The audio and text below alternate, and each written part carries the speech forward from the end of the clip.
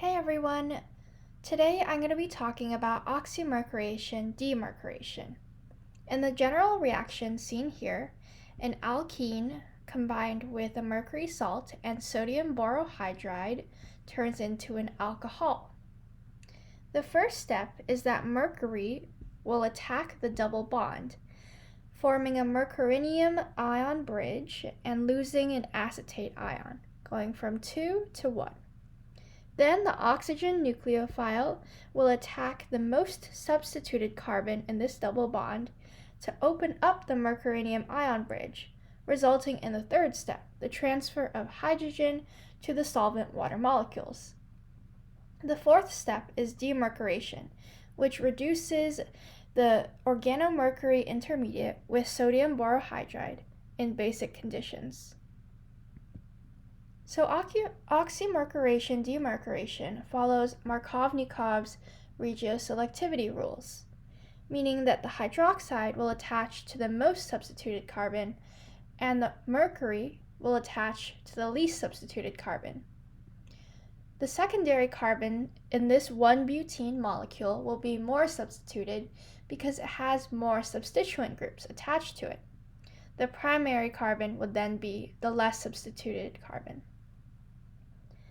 In demercuration, the reagent NaBH4 will remove the mercury, seen here, and turn it into a hydrogen. Moving on, let's talk about the more specific mechanisms of this reaction.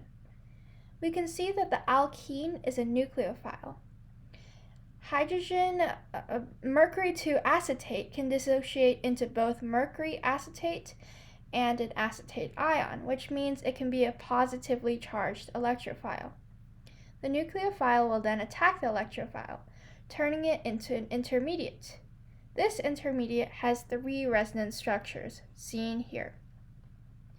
The first resonance structure that can be ruled out for the resonance hybrid is the one on the right over here, because a positive charge on a primary carbon is less stable than a primary charge on a secondary carbon, seen here on the left. Then, comparing these two, we know that the positive charge on the secondary carbon is actually violating the octet rule. So our top choice is the middle resonance structure here, which will later be most prevalent in the resonance hybrid. So in this resonance hybrid between the left and middle structures mainly, there's a partial positive charge on both the mercury and on the secondary carbon. Therefore, the water will attack the secondary carbon, making the reaction regioselective. The final end product is going to be a racemic mixture due to the stereochemistry of these two products. They're enantiomers because in one the hydroxide comes out towards the page, and in one the hydroxide moves backwards. The 2 steps of oxymercuration-demercuration occur on opposite sides of the double bond, and therefore this is trans-stereochemistry. The last step, or the second step, is seen here, demercuration. The mercury will be removed and replaced with a hydrogen. The resulting separate mercury atom can be used as an electrophile in a reaction with water, thiols, alcohols, or amines. To look at a comparison model, we can compare oxymercuration-demercuration to the bleaching of corals. The ocean is going to be the alkene.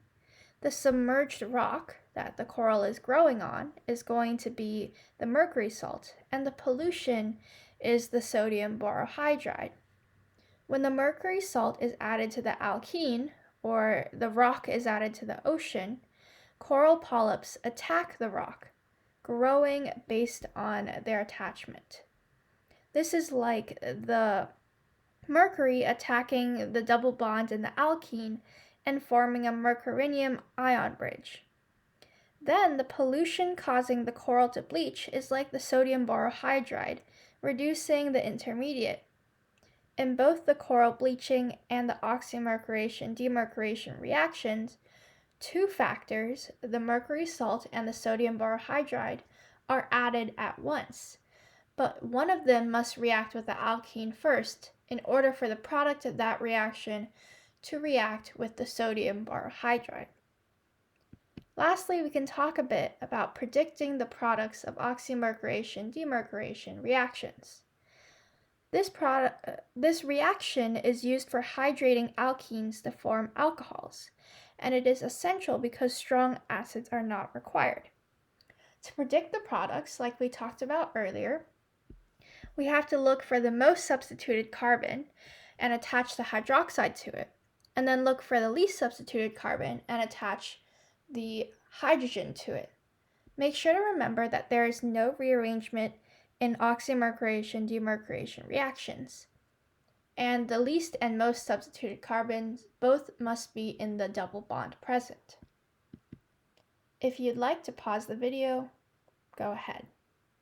Thank you for listening.